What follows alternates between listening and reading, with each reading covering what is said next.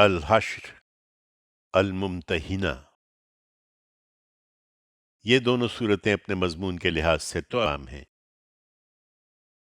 پہلی سورہ میں منافقین کو ان یہودیوں کے انجام سے سبق لینے کی تلقین فرمائی ہے جن کو وہ شے دے رہے تھے، اور دوسری سورہ میں کمزور مسلمانوں کو ان مشرکین کے ساتھ رشتہ و پیوند کے نتائج سے خبردار کیا ہے جو اللہ و رسول کے دشمن بن کر اٹھ کھڑے ہوئے تھے۔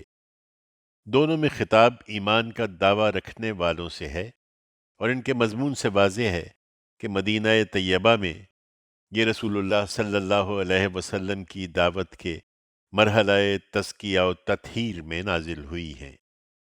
پہلی سورہ الحشر کا موضوع منافقین کو متنبہ کرنا ہے کہ وہ اگر آنکھیں رکھتے ہوں تو ان لوگوں کے انجام سے عبرت حاصل کریں جن کو وہ ناقابل تسخیر سمجھے بیٹھے تھے، قرآن کی دعوت پر لبیک کہیں اور اللہ کی پاداش سے ڈریں۔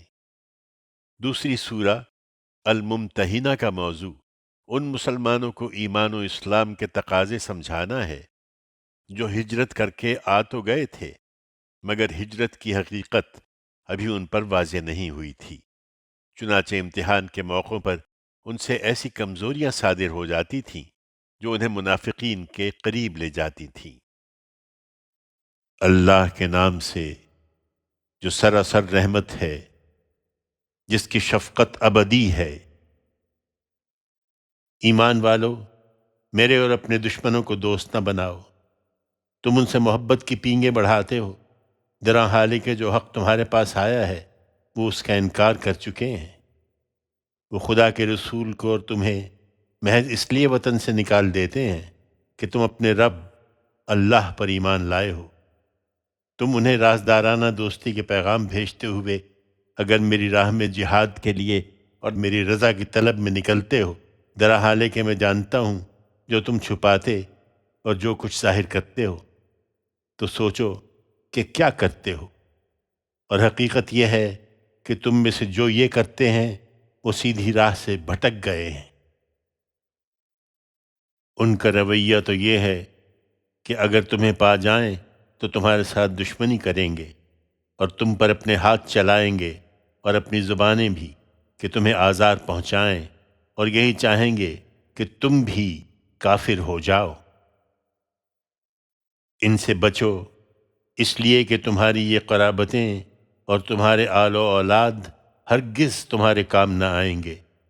قیامت کے دن اللہ تمہارے درمیان جدائی ڈال دے گا، اور جو کچھ تم کر رہے ہو اللہ اسے دیکھ رہا ہے۔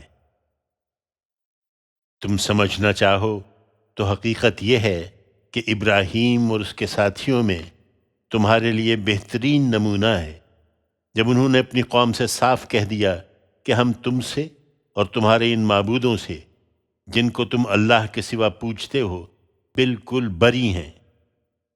ہم تمہارے منکر ہیں، اور ہمارے اور تمہارے درمیان اب ہمیشہ کے لیے عداوت اور بیزاری ظاہر ہو گئی ہے، یہاں تک کہ تم اللہ واحد پر ایمان لے آؤ۔ اتنی بات کے سوا جو ابراہیم نے اپنے باپ سے کہی تھی کہ میں آپ کے لیے مغفرت کی دعا ضرور کروں گا، اگرچہ اللہ کی طرف سے میں آپ کے لیے کسی چیز پر زور نہیں رکھتا۔ پھر اس نے اور اس کے ساتھیوں نے دعا کی تھی کہ پروردگار، ہم نے تجھ پر بھروسہ کیا ہے اور تیری طرف رجوع ہوئے ہیں، اور ہم کو تیرے ہی حضور میں پلٹ کر آنا ہے۔ پروردگار، ہمیں ان منکروں کے لیے تختہ مشق نہ بننے دے اور ہم سے درگزر فرما۔ اے ہمارے پروردگار، بے شک تو ہی زبردست ہے، بڑی حکمت والا ہے۔ ان لوگوں میں یقیناً تمہارے لیے بہترین نمونہ ہے، تم میں سے ہر اس شخص کے لیے جو خدا اور آخرت کی امید رکھتا ہے۔ اس نمونے کی پیروی کرو، اور یاد رکھو کہ جو اعراض کریں گے اللہ کو ان کی کچھ پرواہ نہیں، اس لیے کہ اللہ بے نیاز ہے، وہ اپنی ذات میں ستودہ صفات ہے۔ تم ایمان پر قائم رہے تو بعید نہیں کہ اللہ تمہارے اور ان منکروں میں سے ان لوگوں کے درمیان دوستی پیدا کر دے اور انہیں بھی ایمان کی توفیق دے جن سے آج تم نے عداوت مول لی ہے۔ اللہ بڑی قدرت والا ہے اور اللہ غفور و رحیم ہے۔ اللہ تمہیں اس بات سے نہیں روکتا کہ تم ان لوگوں کے ساتھ بھلائی اور انصاف کا برتاؤ کرو جنہوں نے دین کے معاملے میں تم سے جنگ نہیں کی اور تمہیں تمہارے گھروں سے نہیں نکالا ہے۔ بے شک اللہ انصاف کرنے والوں کو پسند کرتا ہے۔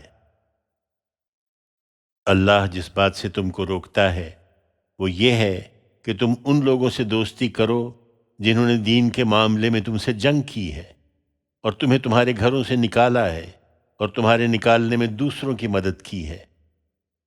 وہ اس سے روکتا ہے اور تمہیں متنبہ کرتا ہے کہ جو اس طرح کے لوگوں سے دوستی کریں گے وہی ظالم ہیں۔